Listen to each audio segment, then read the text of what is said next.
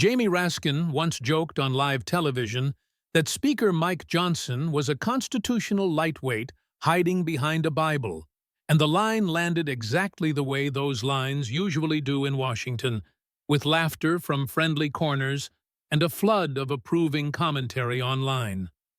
It sounded like a clever soundbite, the kind designed to end a conversation rather than start one. And for a moment, it seemed like another routine exchange, where one side frames the other as unserious and moves on. But what made that moment linger in people's minds wasn't the insult itself, it was what followed, when Johnson didn't argue back in the usual way and didn't try to out-quippy the quip. Instead, he calmly recited Article 1 of the Constitution from memory, section by section, in a way that felt less like a stunt and more like muscle memory from someone who'd lived with the text for years. You could almost see the room recalibrate in real time, not because anyone suddenly lost, but because the script everyone expected had quietly fallen apart. Raskin, who has built a reputation as one of the most articulate legal minds in Congress, suddenly found himself in a strange position. No longer the teacher correcting a student, but the one being reminded that there are other ways to claim authority besides credentials. It raised an uncomfortable question that rarely gets asked out loud in political media. Does expertise come from titles and institutions, or from actually knowing the material well enough to carry it without notes? Johnson's response didn't prove anything about who was right, but it did puncture the idea that seriousness is owned by one cultural tribe. And once that bubble popped, everything else in the room felt a little less stable, a little more open to scrutiny. That kind of shift doesn't show up in transcripts, but it's the sort of thing viewers feel instinctively. What really changed the tone, though, wasn't the recitation, it was the symbolism of Johnson opening his briefcase afterward and laying out folders, not as accusations, but as questions. He didn't say, "This is what happened." He said, in effect, "This is what seems inconsistent, and I want to understand why." In politics, that difference matters more than people admit, because direct claims trigger tribal defenses, while unanswered questions make everyone uneasy. The labels on those folders, at least in the way the moment was described later, sounded dramatic, almost cinematic, which is why it caught so much attention online. But what stuck wasn't the labels. It was the implication that there were gaps between public narratives and private records that deserved daylight. From a distance, the exchange looked like just another episode in America's endless culture war. A progressive law professor versus a conservative Christian speaker. Up close, it felt more like a clash of moral styles than political ideologies, one built on certainty and storytelling, the other built on procedure and skepticism. Raskin spoke in sweeping terms about democracy under threat, about unprecedented dangers that justified extraordinary measures. Johnson spoke in narrower terms about process, about records, about whether rules apply even when the cause feels righteous. Neither position is automatically virtuous, but the tension between them is the tension that runs through every real democracy.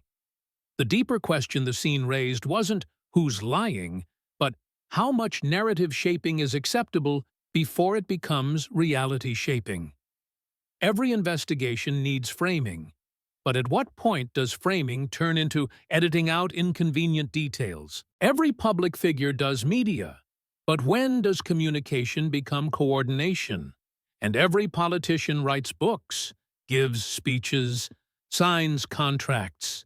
But how do you draw the line between telling your story and profiting from a moment that's supposed to be about the public?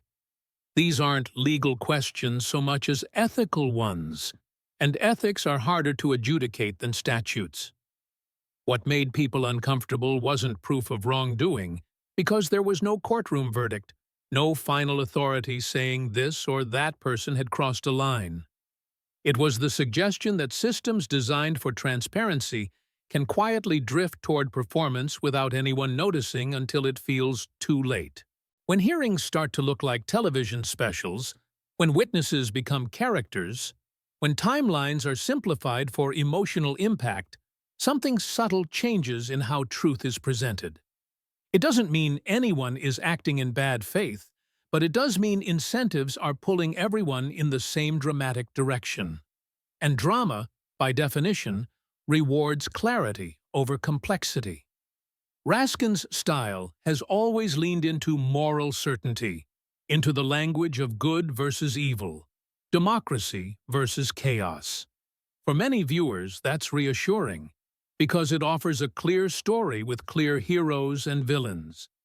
Johnson's style, at least in that moment, leaned into doubt and documentation, which is less emotionally satisfying but more unsettling in a different way.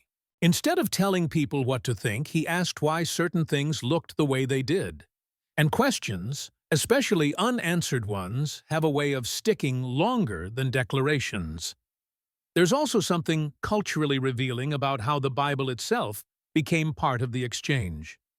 In modern American politics, Scripture is often treated either as a punchline or as a threat, rarely as just another source of moral language. Raskin's jab worked because it tapped into an assumption that faith equals irrationality, that quoting Scripture is a substitute for thinking. Johnson's reply flipped that script, not by preaching, but by using the Bible as a reminder about human fallibility and the danger of self-righteousness. Whether one agrees with that or not, it complicated the stereotype in a way that made the exchange feel less predictable. The real impact of the moment, though, had nothing to do with who scored points on social media. It was the way it exposed how fragile public trust has become. Millions of people were ready to believe that major investigations might hide as much as they reveal. Not because they had evidence, but because they've learned to expect spin from every direction. That's the paradox of modern political storytelling. Even when everything is technically above board, the style itself breeds suspicion. And once suspicion becomes the default, every new revelation feels like confirmation of what people already fear. From that perspective, the Johnson-Raskin confrontation wasn't a scandal so much as a mirror. It reflected a culture where expertise is questioned, media is distrusted, and moral certainty is treated as both a weapon and a liability. It showed how easily institutions can drift into performance mode without formally breaking any rules. And it reminded viewers that democracy doesn't collapse only through violence or coups, but also through subtle shifts in incentives, habits, and narratives. Not with a bang, but with a slow fade from investigation to entertainment. What makes the story linger is that it doesn't end cleanly. There's no final verdict, no moment where one side is definitively vindicated and the other condemned. There are only records, impressions, questions, and a sense that something important was being argued about beneath the surface. Was it about January 6th itself, or about how power justifies itself once it believes it's on the right side of history? Was it about individual politicians, or about a system that rewards certainty more than humility? In the end, the most unsettling part isn't any alleged misconduct, because allegations come and go. It's the realization that even people who sincerely believe they're defending democracy can end up bending its principles without noticing. That the language of emergency can make almost any shortcut feel reasonable. And that the Constitution, for all its symbolic weight, only matters if people are willing to treat it as a restraint, not just a prop. The Johnson-Raskin moment worked not because it exposed a villain, but because it exposed how thin the line is between conviction and overreach. And once you notice that line, you start seeing it everywhere. Not just in Congress, but in the whole ecosystem that feeds off Congress. Because Washington doesn't just run on votes and gavels anymore, it runs on clips, on panels, on fundraising emails that arrive right after the clip goes viral. People talk about institutions like they're marble buildings with solemn rules, but institutions today are also brand machines with analytics dashboards. That doesn't automatically make anyone corrupt, but it does change what gets rewarded and what gets punished and what gets quietly ignored. If the incentives point toward outrage and certainty, then outrage and certainty will show up, even in places that swear they're doing sober civic work. That's why the briefcase detail mattered so much in the story people repeated afterward. It wasn't just Johnson had folders, it was the visual of process returning to a room that had been drifting toward theater. You could almost hear the audience at home thinking, finally, someone is going to talk about documents instead of vibes. And you could also hear another audience thinking, here we go again. Another political ambush dressed up as accountability. Both reactions can be true, which is exactly what makes the moment so effective as a narrative. When you rewind the scene, it's not hard to see why it hit the way it did. Raskin walked in with the confidence of someone used to controlling the room, used to setting the frame, used to being treated as the grown-up in the debate. Johnson walked in with the posture of someone who doesn't need the room's permission to do what he's about to do. That contrast is catnip for American political audiences because we love stories about the underestimated guy who turns out to be prepared. We also love stories about the smug professor getting humbled, even when we're not sure we'd like the guy doing the humbling. But if you're watching like a citizen instead of a fan, the more interesting part is what the moment suggested about Oversight itself.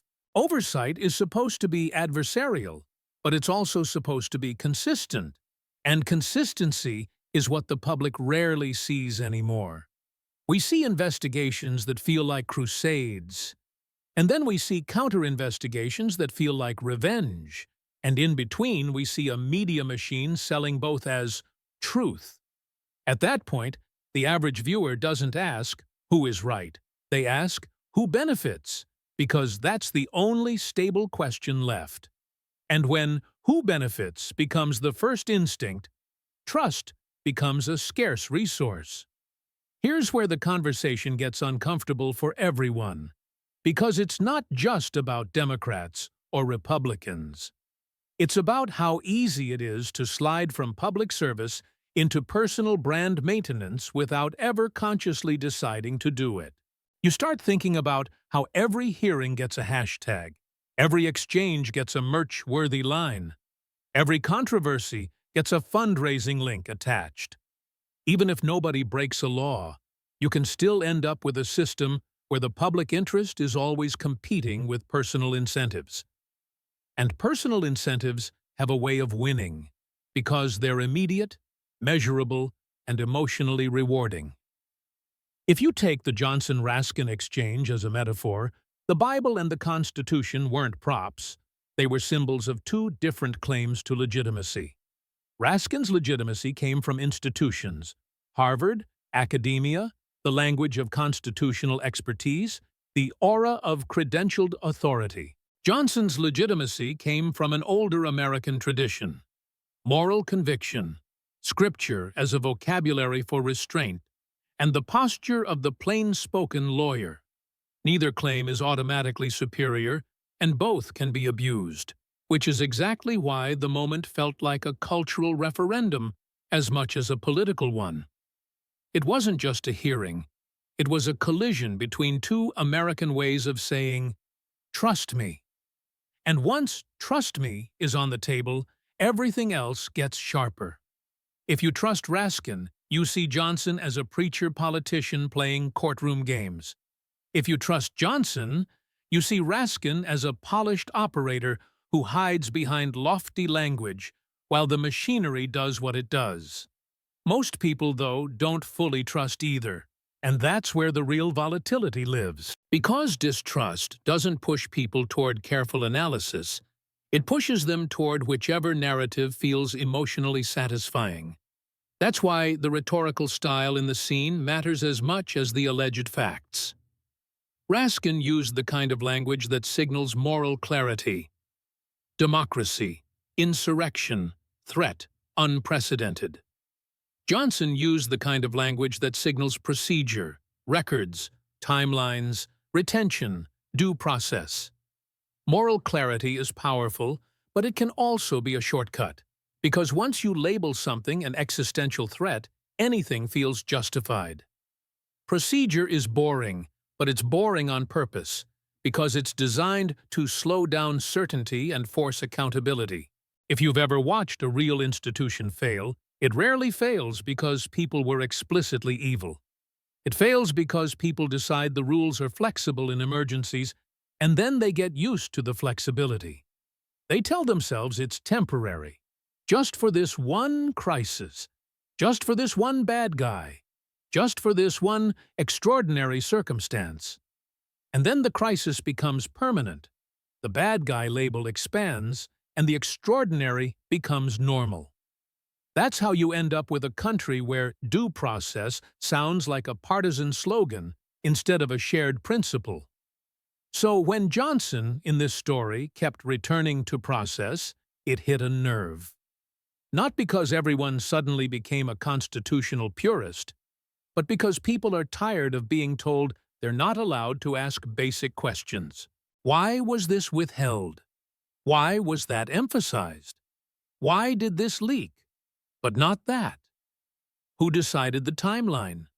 Who approved the framing? Those questions aren't automatically proof of wrongdoing, but the refusal to entertain them makes people feel like the system is protecting itself. And a system that looks like it's protecting itself will always breed alternative stories, even wild ones.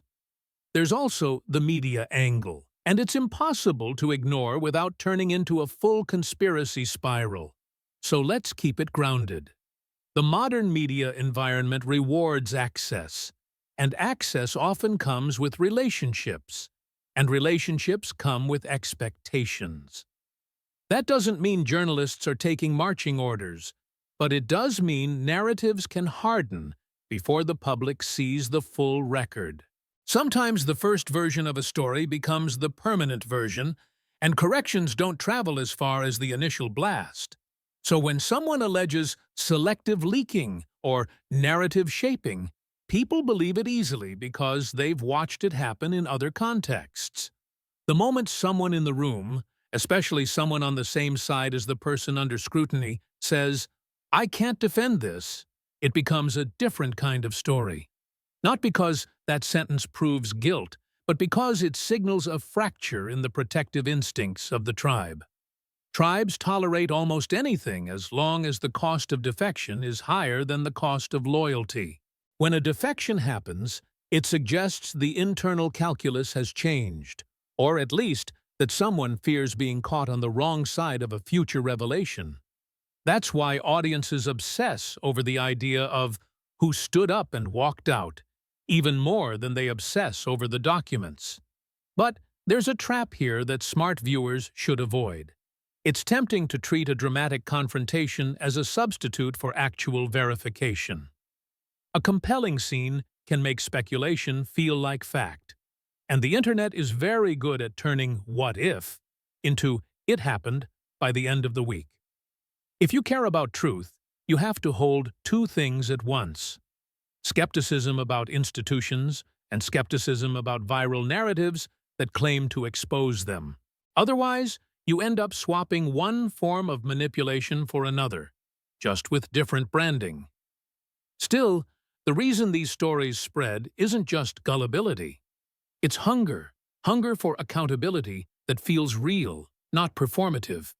People want to believe someone is willing to look at the record without protecting the reputations of the powerful. They want to believe there's a limit, a line, a point where the rules matter again. And when a story offers that, when it shows someone staying calm, staying procedural, and letting the other person unravel, it scratches an itch that endless shouting never satisfies. If you're making sense of the Johnson-Raskin moment as part of a larger pattern, you end up in a strange place. Because the point isn't that one man is a hero and the other is a villain. That's too neat, too comforting, too Hollywood.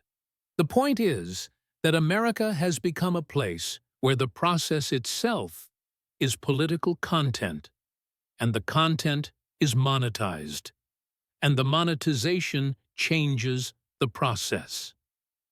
Once you see that loop, you can't unsee it, and you start asking which truth is being sold to you today, and who benefits tomorrow. And that, more than any single hearing, is the kind of realization that keeps a viewer leaning in, uneasy, and unable to look away. And the longer you sit with that unease, the more you realize it isn't really about Jamie Raskin or Mike Johnson as individuals. It's about the structure they're operating inside.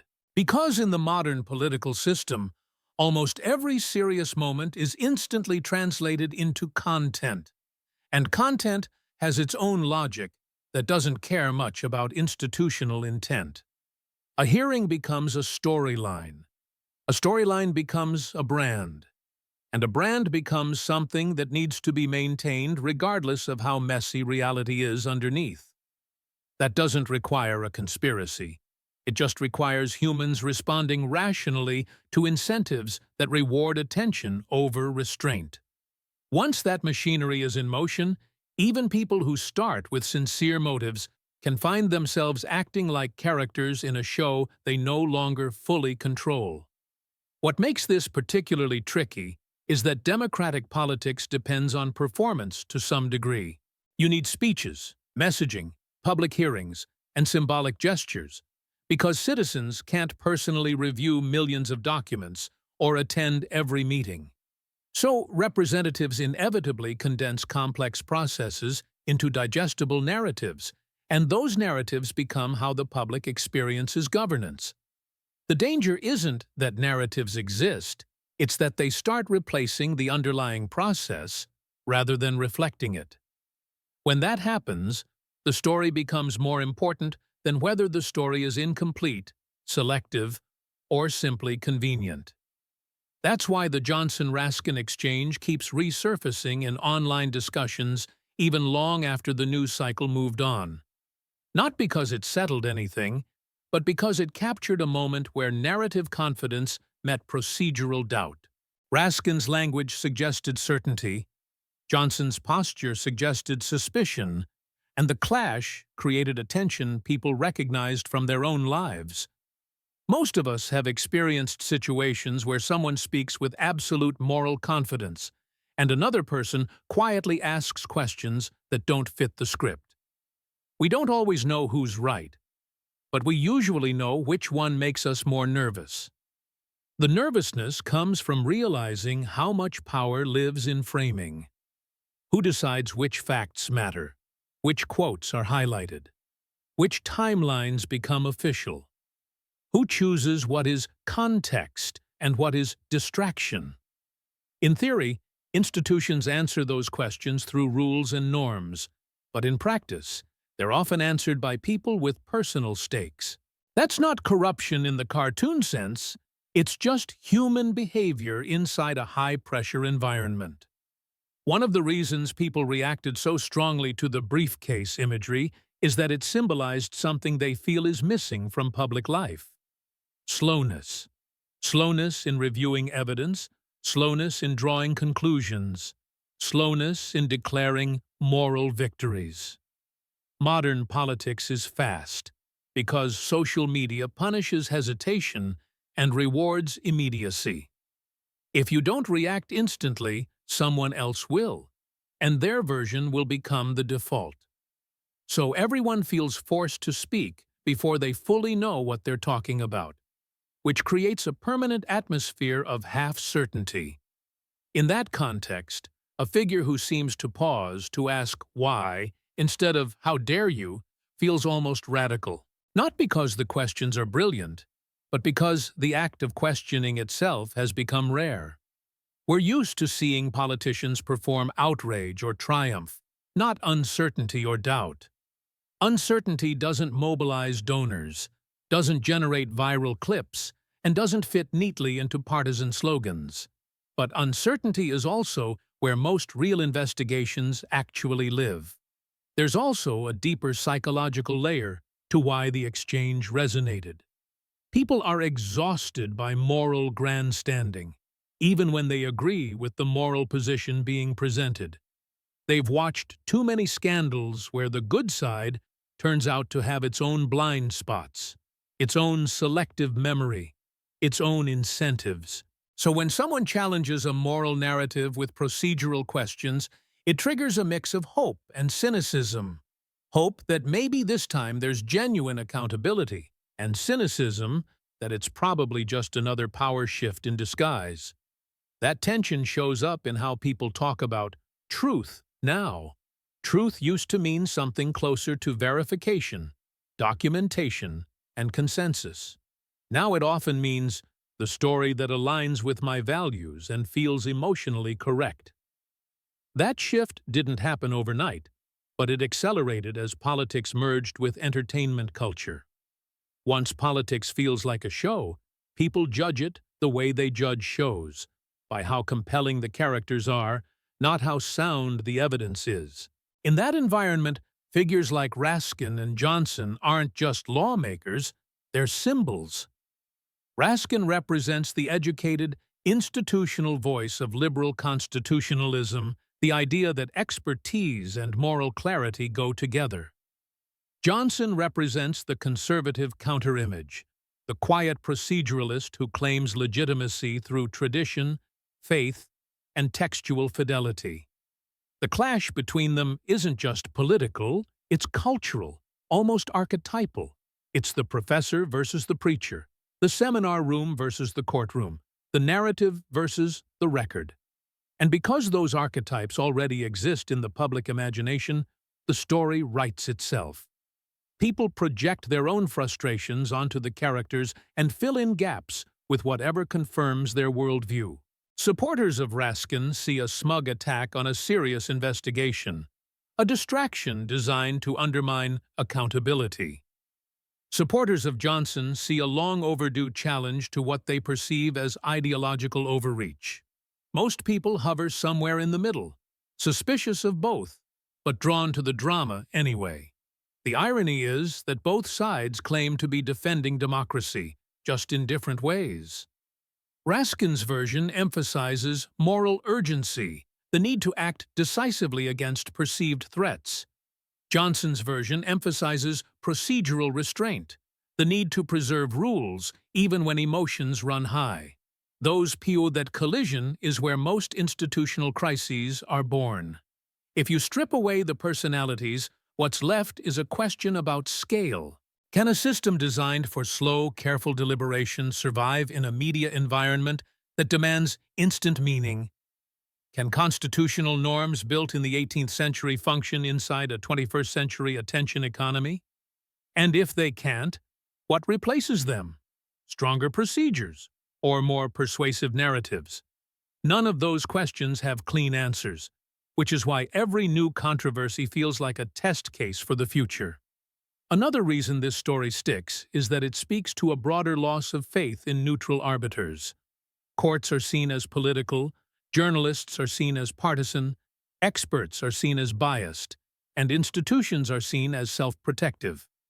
In that climate, people don't look for referees, they look for champions. They want someone who appears to be on their side, asking their questions, expressing their doubts. That's why a calm, skeptical posture can feel more trustworthy than a confident, authoritative one. But that dynamic cuts both ways. Skepticism can become a brand too, a way of signaling independence without actually changing anything. Asking questions can slide into implying answers that are never fully examined. And a posture of doubt can be just as performative as a posture of certainty. So even the procedural hero narrative carries its own risks of becoming another kind of myth. What's genuinely revealing about moments like this isn't who wins the argument, it's what kind of arguments feel persuasive to the public. People aren't persuaded by long legal explanations, they're persuaded by tone, posture, and perceived authenticity. They respond to who seems calm under pressure, who appears prepared, who doesn't look like they're hiding. Those are emotional judgments, not analytical ones, but they shape political reality more than any footnote ever will. In that sense, democracy today runs less on reasoned consensus and more on collective mood. And collective mood is volatile. It swings from outrage to cynicism, from hope to fatigue, from moral certainty to ironic detachment. Politicians who survive are the ones who learn to surf those waves without getting swallowed by them. Sometimes that means leaning into moral clarity. Sometimes it means leaning into procedural doubt. Either way, the performance becomes inseparable from the function. The uncomfortable takeaway from all this is that accountability now feels like a genre rather than a principle. We talk about it the way we talk about crime shows or investigative documentaries, expecting twists, reveals, and dramatic reversals. We're less interested in slow institutional reform than in moments that feel like justice being served in real time. But real accountability is rarely cinematic. It's boring, technical, and often disappointing. When it's turned into spectacle, it risks becoming another form of entertainment that confirms existing beliefs instead of challenging them. That's why the Johnson-Raskin exchange works so well as a cultural story, even if it never produces concrete institutional change. It gives people a symbolic moment where the powerful are questioned, the confident are unsettled, and the process briefly reasserts itself. It doesn't have to prove anything to feel meaningful. It just has to suggest that the script isn't fixed. And in an era where most political stories feel pre-written, that suggestion alone is powerful. It creates the illusion, or maybe the possibility, that something unexpected can still happen inside a system many people have written off as performative. In the end, the lasting impact isn't about who said what on that day. It's about the feeling that democracy is being negotiated in public between two impulses: the urge to act decisively and the urge to act carefully. One impulse speaks in moral absolutes, the other in procedural caveats. Both claim to protect the system, and both can undermine it if taken too far. The real challenge isn't choosing between them. It's finding a way for them to restrain each other without turning into pure theater. And maybe that's why people keep replaying the moment, not for answers, but for the question it leaves hanging. What happens when the people who claim to defend democracy start disagreeing about what democracy even means in practice? Is it primarily about outcomes or about rules? Is it about winning the narrative or about preserving the process? And if those two goals keep pulling in opposite directions, how long can the system hold before it starts to feel like a story instead of a structure?